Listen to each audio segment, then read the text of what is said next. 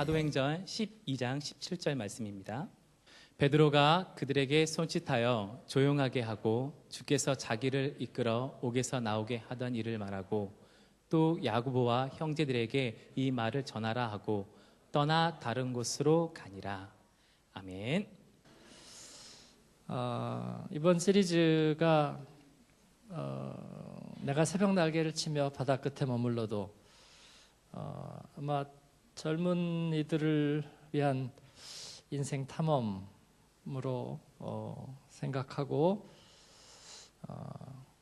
책 한 권이 되지 않을까 그렇게 책을 내는 게 목적이 아니라 유익이 되는 좋은 복음의 빛을 투과해가는 좋은 신앙 탐구가 되지 않을까 그렇게 생각하고 또 기대하고 있습니다. 여러분 전도로 활용하시고 또 많은 그 반향이 피드백이 있었으면 좋겠습니다. 또 이를 통해서 저희가 나눔이 있었으면 좋겠고요. 오늘은 그 나눔 질문이 준비되어 있지 않은데 다음 주부터는 나눔 질문들을 같이 동반해서 한번 같이 나누고 또 제가 혼자 설교하는 것이 아니라 여러분의 피드백을 거기에 달고 주제 하나씩 떨어지니까 삶의 길을 묻는다는 일부입니다. 근데 5주가 아니고요. 죽음에 대한 게 아마 한 3주 정도 되고요. 십자가 주제 우리가 가져야 될 해답이 한 4주 정도 될 겁니다. 그래서 한 2달 정도 삶의 길을 묻는다 얘기가 될 것 같습니다. 이제 말씀 시작합니다. 주제는 퍼즐 인생입니다. 여러분께 한 가지 묻고 싶은 것은 여러분의 인생의 이번 주는 모양에 대해서, 다음 주는 색깔에 대해서 나눌 겁니다. 인생의 모양이 있다면, 여러분의 삶의 모양이 있다면 그 모양은 어떤 모습일까요?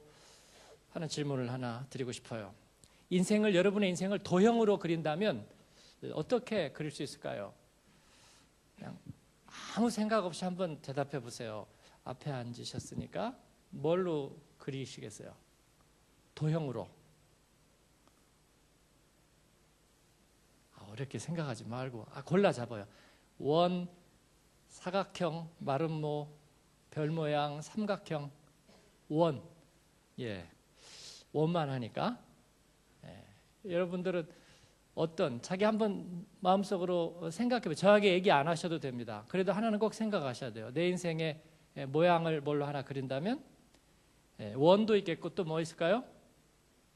사각형, 직사각형, 정사각형 혹은 마름모꼴, 삼각형도 있어요. 트라이앵글, 그렇죠? 삼각관계 좋아하세요? 네. 굉장히 그 균형 잡힌 삼위일체, 그렇죠? 모든 좋은 수는 3가지이죠. 혹은 별은 없으세요? 별 모양. 별에서 온 그대? 그래서 아마 별 모양도 있을 거예요. 아마도 여러분들이 그 도형을 생각할 때 대부분 그런 도형들을 생각해낼 겁니다. 왜 그럴까요? 어떤 도형이든 여러분은 균형 잡힌 완전체로 그리려고 할 겁니다. 그렇죠? 여러분의 인생은 왜 완전체여야 하죠? 시작과 나중이 있고 동기와 성취가 있고 그리고 내리막과 오르막, 균형과 그리고 온전함. 우리는 그렇게 생각합니다.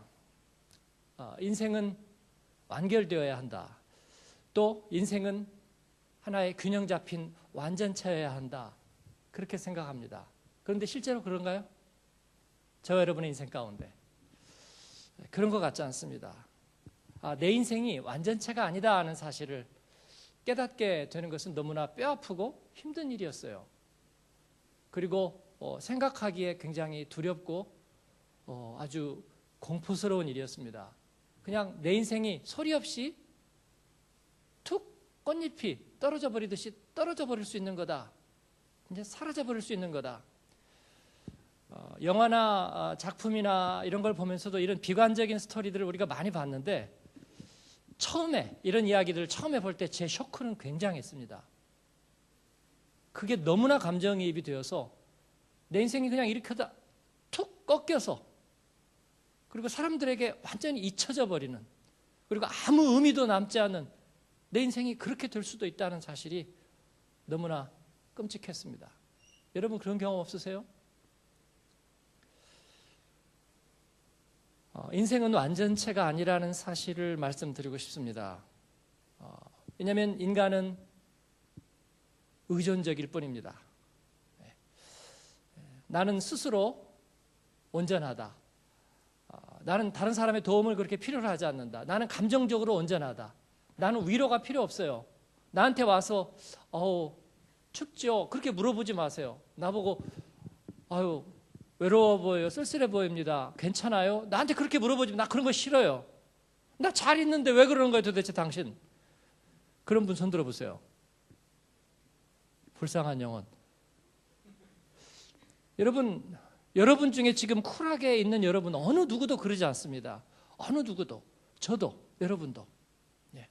쑥스러워할 뿐이지, 말할 용기가 없을 뿐이지, 우리는 다 마음에 쉽게 상처받고 마음에 상처가 있어요. 우리는 다 위로가 필요해요. 왜냐하면 우리는 의존적이니까. 의존적입니다. 병원에 입원한 분들을 찾을 때마다 저의 가진 바 담대한 확신이 이것이니 병원을 찾아가면 누구든지 반가워한다는 거예요. 분명히 그렇습니다. 수술하고 지금 주머니를 3개 달고 있어도요, 찾아가면 반갑습니다. 제가 병원에 입원을 해보니까 그렇더라고요. 평소에 저 사람은 말도 많고 좀 가까이 하고 싶지 않아. 그런데도 내 병실에 딱 들어오는 순간 너무 반가운 거 있죠. 오히려 그것을 감추느라 오히려 그게 더 힘들 지경입니다. 혹시 병실에서도 혼자 있고 싶어하는 사람이 아마도 한둘은 있을지 모르겠어요. 그분들은 상처가 깊은 거예요, 여러분. 그러나 제가 생각할 때는 분명히 그래요. 분명히 그래요. 그러니까 여러분 병원에 입원하시면 목사님 바쁜데 오지 마세요. 그리고 후회할 거 제가 다 알아요. 그러니까 꼭 얘기하세요. 그죠? 네. 어떤 일이 있더라도 오셔야 돼요. 그렇게 얘기하셔야 됩니다. 그럼 우리가 갈 거예요. 왜냐하면 우리는 의존적이니까. 인간은 상처를 입고 그리고 잘 쓰러지는 존재입니다. 미혼인 우리 청년들이 결혼할 때 물론 여러분이 판타지가 없다는 것은 알아요. 그래도 본능적으로 완벽한 온전한 사람을 자꾸 찾습니다. 그래서 이거는 아니니까 저거는 아니니까. 그러나 여러분 좋은 사람 만나세요. 하지만 완벽한 사람은 꿈꾸지 마세요. 왜냐하면 그런 존재는 있지 않습니다. 그 사람이 겉으로 보기에 스마트해 보이고 또 목소리가 좋고 그다음에 성품이 너무 예민하지 않은 것 같고 자기 일에서 성실하고 그리고 좋은 캐리어를 향해 가고 있고 일단 대충 보기에 여러 가지 면에서 완벽해 보여요. 그런데 조심해야 됩니다. 겉으로 완벽해 보이기 위해서 완벽하지 않은 존재가 얼마나 많은 것을 자기 안에 안 보이는 데다가 감춰 넣어야 되겠어요. 그죠? 안 보이게. 셔츠도 안 나오게 밀어 넣어야 되겠고요. 양말도 안 보이게 해야 되겠고요. 그 다음에 여기 먼지도 털어야 되겠고 말이죠. 네? 고춧가루 꼈나 또 봐야 되겠고요. 내 얼굴에 감정이 들키지 않기 위해서 노력해야 되겠고 이빨은 몇 개나 보여야 될까 하는 거고요. 네? 내가 약속을 잘 지키고 신실한 사람이라는 걸 위해서 나는 뭐를 해야 될까? 그 모든 것들이 고스란히 다 어디로 가요? 다 안에 상처로 간다고요. 아니라고 말하지 마세요. 그래서 보기에 완벽해 보이면 속으로 감추어진 폭탄이 훨씬 더 많아요. 알아서 하세요. 파티나 회식 자리에 나가서 완벽해 보이는 내 파트너를 한번 소개하고 돌아가는 길에 그 다음날 아침까지 전쟁을 하려면 알아서 하세요. 그러나 그러지 않다면 완벽한 사람을 꿈꾸는 것은 우리에게 옳은 일이 아닌 것 같습니다. 첫 번째 결론은 내 인생의 모양은 뭐든지 좋습니다. 그러나 완전체가 아니라는 사실을 말씀드리고 싶어요. 그러면 두 번째, 내 인생의 무대는, 여러분의 인생의 무대는 어디입니까? 여러분의 인생의 무대. 로컬 무대를 얘기할 수 있겠습니다. 독일, 프랑크푸르트, 또 한국, 아니면 어디, 여러분의 인생의 무대, 아니면 여러분이 전공하고 여러분이 직업을 가지고 있는 그 직업의 자리에 여러분의 무대를 설정할 수도 있겠습니다. 아니면 여러분이 하는 롤, 역할을 가지고 무대를 설정할 수 있겠어요. 비중 있는 역할이냐, 그렇지 않은 역할이냐, 중심적인 역할이냐, 아니면 보조적인 역할이냐. 그러나 모든 사람이 꿈꾸는 동일한 하나의 설정이 있습니다. 그건 뭐냐면 내 인생은 나에게 있어서는 중심이라고 하는 거예요.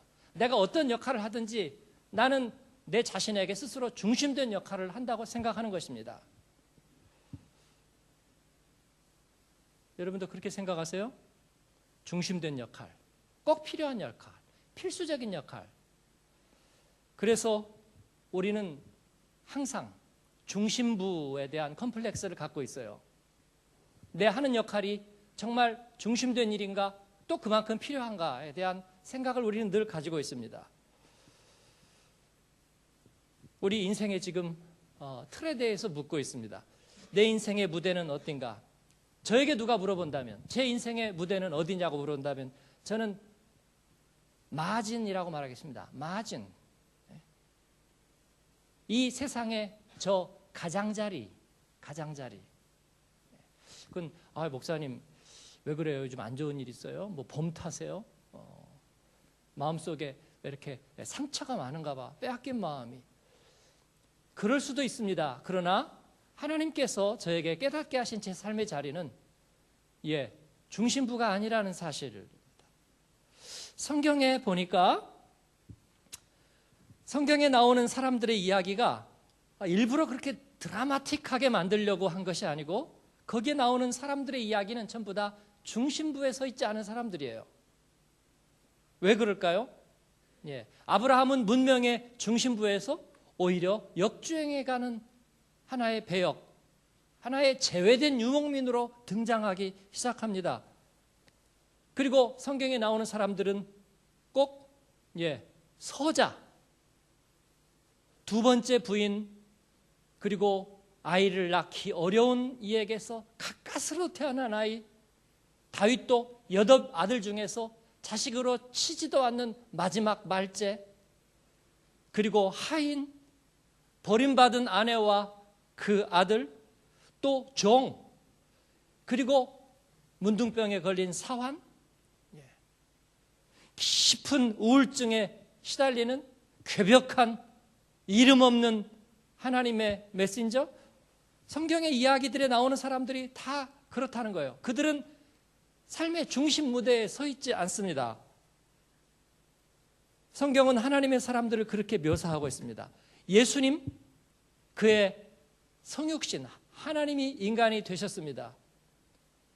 저희 사역반 팀이 이번에 성지순례 다녀왔지만 그 예수님의 무대는 아주 작고 그리고 이름 없는 잊혀진 역사의 한 마진 속에 설정된 자리였습니다. 성경은 예수님을 중심부에다 놓지 않았습니다. 가장자리에 놓았습니다.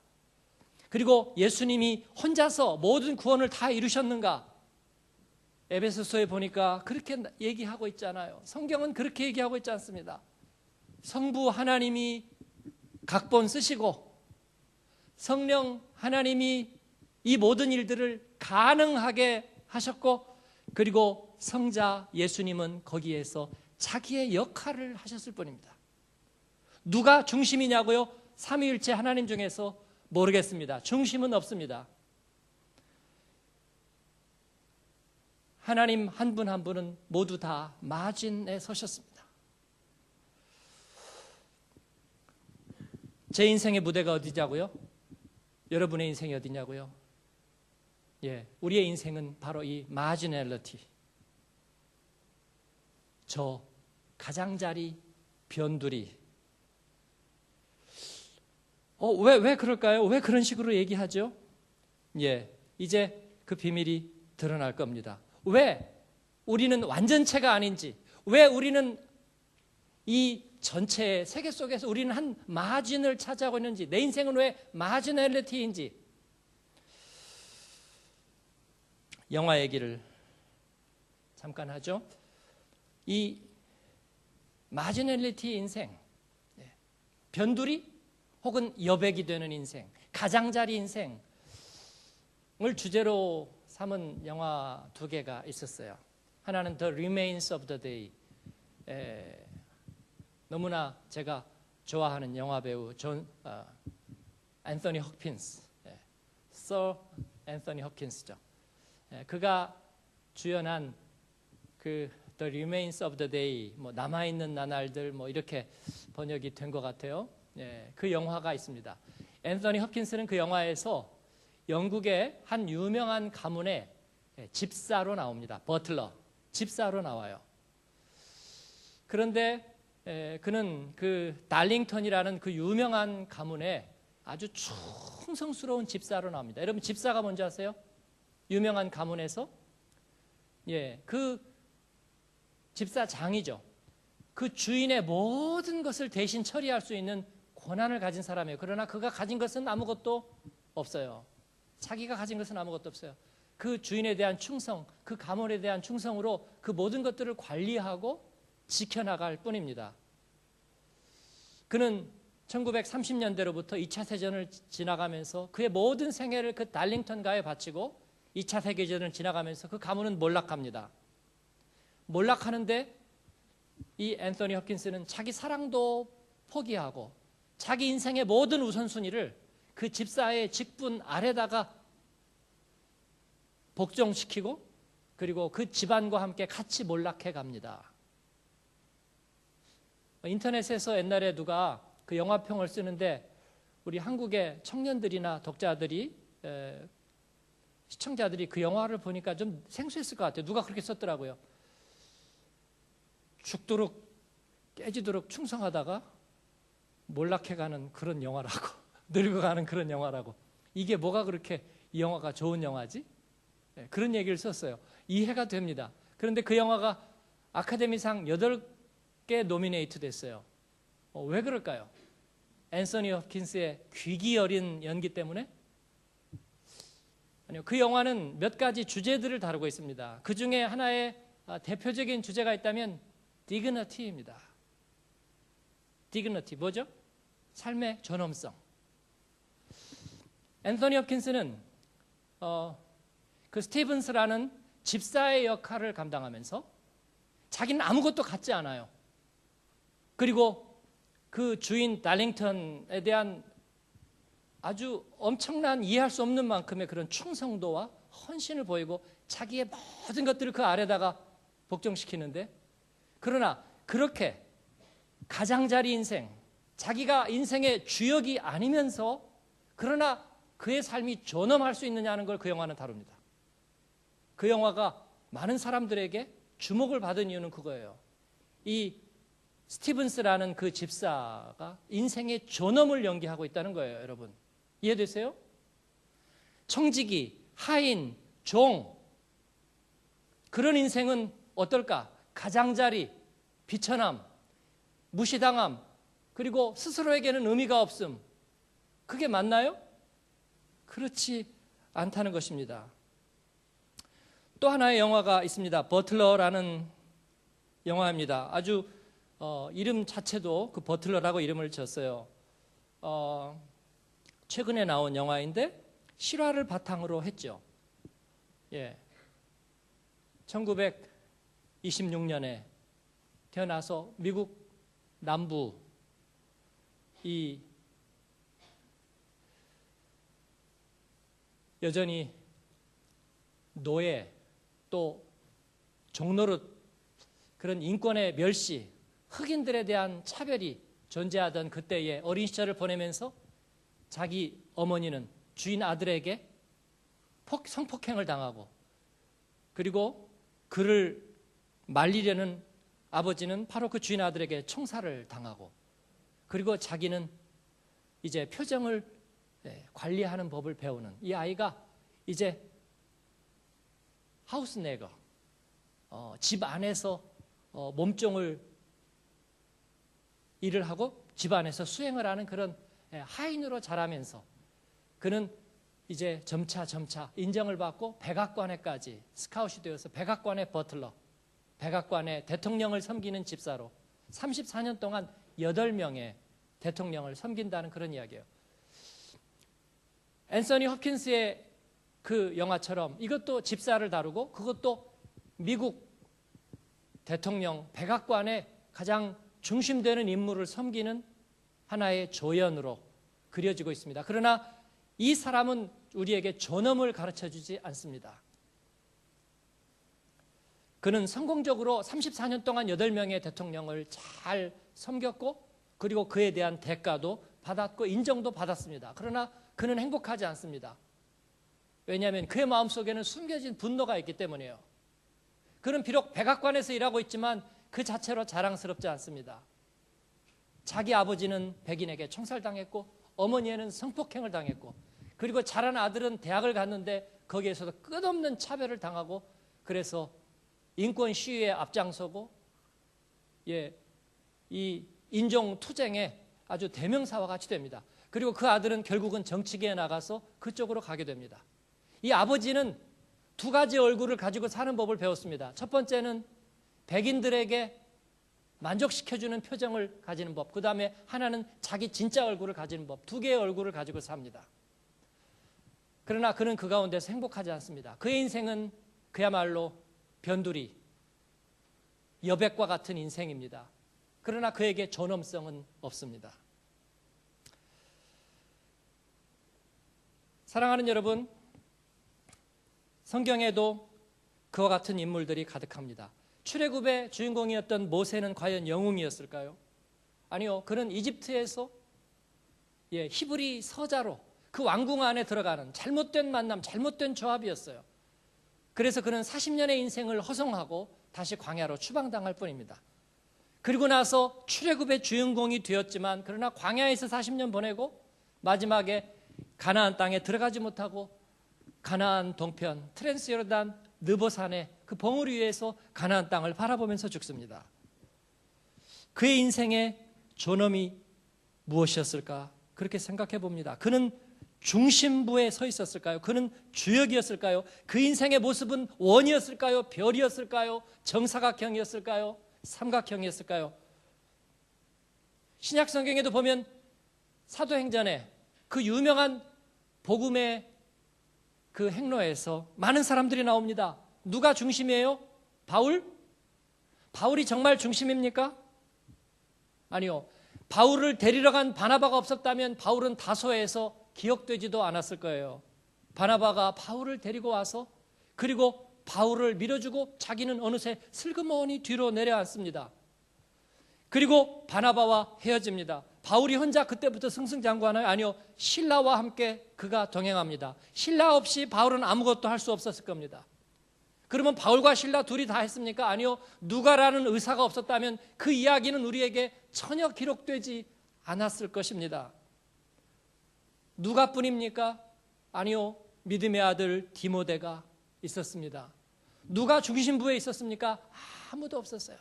중심부에는 아무도 없었다고요. 그들은 다 인생의 가장자리에 서 있을 뿐이었어요. 그들의 인생의 모양은 뭐였을까? 시간이 없으니 이제 제가 답을 말합니다. 그들의 인생은 퍼즐 조각이었다. 여러분 퍼즐 조각 보셨어요? 아시죠? 퍼즐 조각은 완전체인가요? 균형 잡힌 완전체입니까? 아니죠. 이렇게 저렇게 뚫리고 일그러진 조각입니다. 그렇죠? 그것은 완전체가 아닙니다. 그러나 그것은 완전체를 위해서 존재합니다. 어떤 완전체? 하나의 완성된 퍼즐 그림. 하나의 완성된 퍼즐 그림 안에서 그것은 완전체입니다. 그러기 위해서 그들은 불완전해야 합니다. 이해하시겠어요? 하나님은 우리를 그렇게 창조하셨어요. 저는 십자가 앞에서 그 사실을 알았습니다.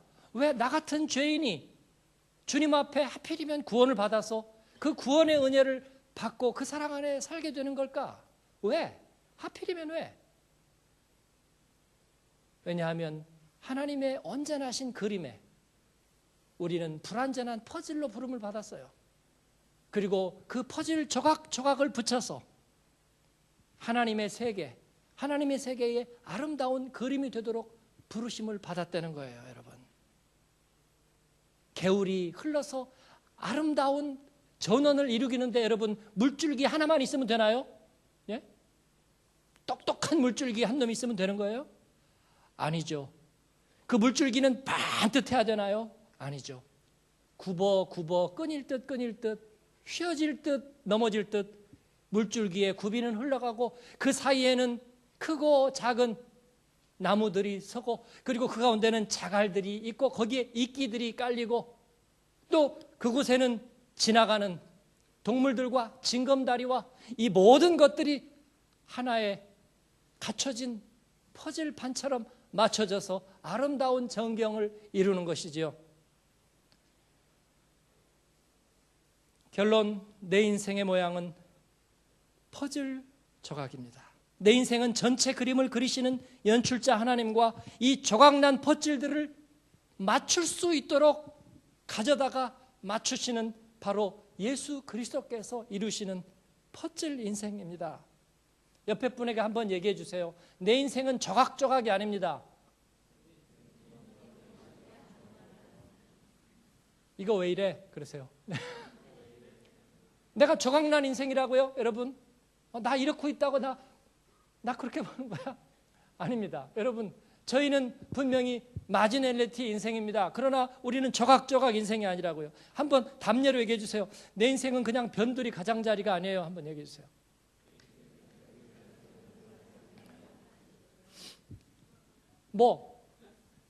내 인생의 지우개?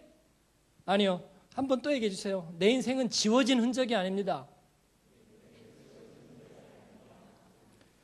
예, 마진인 건 맞아요. 중심이 아닌 건 맞아요. 온전체가 아닌 것은 맞아요. 그러나 아름다운 하나님의 그림책, 그 주님의 퍼즐판에 결정적이고 중요한 퍼즐 조각이라고요. 내 인생은 온전하지 않은지 모릅니다. 그러나 내 인생은 편지입니다. 너희는 그리스도의 편지라. 편지가 중심이 되는 거 보셨어요? 그러지 않죠. 그래도 그것은 너무나 중요한 것입니다. 내 인생은 매일 프로그램에 보면 게젠데테 뭐예요? 메시지? 보내진, 전달된 메시지입니다. 내 인생은 예수님에 의해서 온전히 맞춰진 결정적 퍼즐 조각입니다. 내 인생은 사라지는 거 맞죠? 그러나 향기입니다. 향기는 사라지기 위해서 존재하는 거죠? 내 인생은 흔적입니다. 십자가의 흔적. 내 인생은 예수님의 존귀함입니다. 여러분, 이것이 저와 여러분의 인생의 모습이라고 믿습니다. 퍼즐 인생. 그러나 연출자 하나님의 아름다운 설계 안에서 좋은 퍼즐은요, 억지로 끼워 맞추면 안 돼요. 조금이라도 안 맞으면 안 맞게 돼 있어요, 여러분. 맞을 때는 딱 맞아야 맞는 거예요. 그렇죠? 하나님께서는 한치의 오차도 없이. 오늘 본문 말씀 얘기 안 했네요. 베드로가 사라지는 장면이죠. 베드로는 첫 번째 교황, 교회사의 중심부, 천만에요. 성경은 그렇게 얘기하고 있잖아요. 베드로는 중심이 아니었습니다.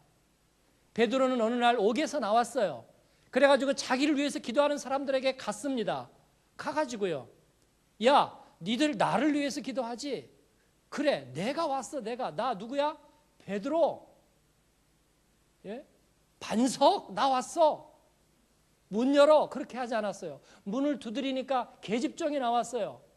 나와가지고 야고보와 형제들에게 이와 같이 말하라고 얘기만 전하고 사라졌어요. 그리고 사도행전에서 베드로는 사라져버려요.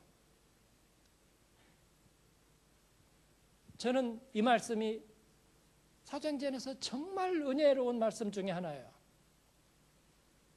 제가 언제 사라지면 그런 줄 아시기 바랍니다. 하나님의 역사의 무대에서 향기처럼, 흔적처럼, 이정표처럼 하나님의 그림책의 한 작은 퍼즐 조각으로, 그러나 주님의 존귀와 존엄을 아는 하나님의 사람으로 사는 퍼즐 인생. 베드로는 자기를 위해 기도한 사람들 얼굴을 한번 보고 선언도 흔들어줄 수 있었지만 그러지 않고 계집종에게 이 말만 전해달라고 하고 그런 역사의 무대에서 조용히 사라져 버립니다. 하나님의 사람들은 그런 것입니다. 내 인생은 변두리예요. 내 인생은 조각난 거예요. 내 인생은 지워진 흔적이에요. 여러분, 누가 그렇게 얘기합니까? 사랑하는 딸아, 슬퍼하지 말아라. 사랑하는 아들아, 서러워하지 마라. 우리는 하나님 나라의 위대한 퍼즐 인생이란다. 여러분, 그렇게 마음으로 확신하고 주님의 큰 그림을 보면서 가는 저와 여러분 되기를 축원합니다.